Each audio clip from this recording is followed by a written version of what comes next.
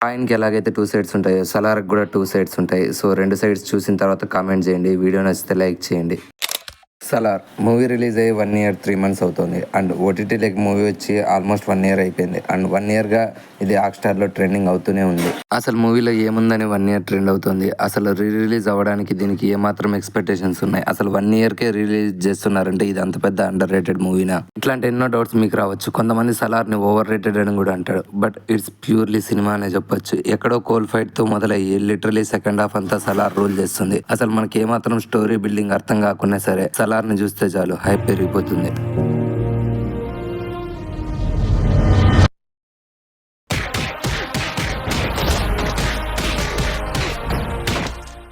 వస్తాడు నా సలార్.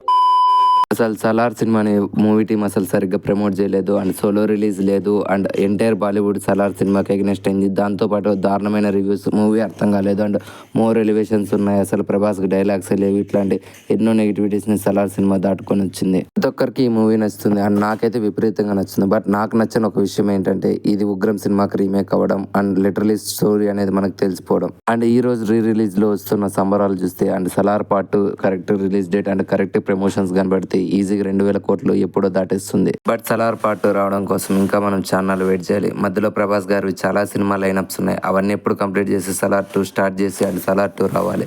బట్ ఒకటి మాత్రం నిజం, ఇప్పుడు నేను చెప్పిన స్టోరీ అండ్ నేను ఇచ్చిన ఎలివేషన్ అంతా కాయిన్కి 1 సైడ్ మాత్రమే. అండ్ కాయిన్కి 2వ సైడ్ అంతా ఇంకొక స్టోరీ ఉంటుంది.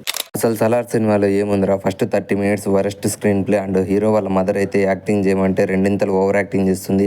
చిన్న ప్లాస్టిక్ కత్తికి ఒక రేంజ్ ఎలివేషన్ ఇద్దామని ట్రై చేస్తే అది బిస్కెట్ అయిపోయింది. అండ్ హీరోకి హీరోయిన్కి మధ్యలో అసలు కెమిస్ట్రీనే ఉండదు. అండ్ లిటరలీ సెకండ్ హాఫ్ మొత్తం గేమ్ ఆఫ్ థ్రోన్స్ స్టోరీని దింపి పారదొబ్బారు. ఆ ఫ్రెండ్షిప్ అయితే సరిగ్గా కనెక్షనే ఉండదు. లిటరలీ చిన్న పిల్లలకు ఆ రేంజ్ ఫ్రెండ్షిప్. అండ్ క్లైమాక్స్లో వచ్చే ట్విస్ట్లు అయితే అసలు అన్బేరబుల్ అనే చెప్పొచ్చు. అసలు వాడు హీరో కొడుకు అయితే ఇన్నాళ్ళు వాళ్ళ పైన ఉండడం ఏంటి అండ్ ఇవన్నీ తెలుసుకోవడం కోసం మనం పార్ట్ 2 కోసం ఇంకో 4 ఏళ్ళు వెయిట్ చేయాలంటారు.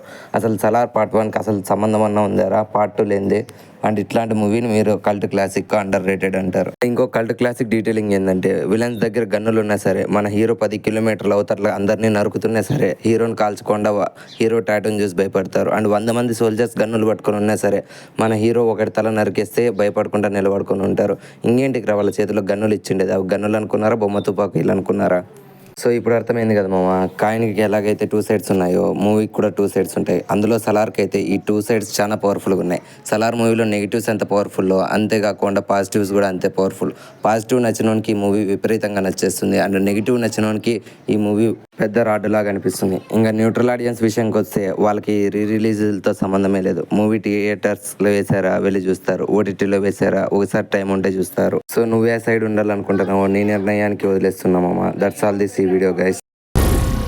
ఏం మాట్లాడుతున్నావురా, నరాలు కట్ అయిపోయింది. అడ్రస్ చెప్పు నీది ఒకసారి. అడ్రస్ పెట్టు, నాకు పెట్టు అడ్రస్ పెట్టు, ఫాస్ట్ పెట్టు అడ్రస్. నువ్వు నాకు అడ్రస్ పెట్టు.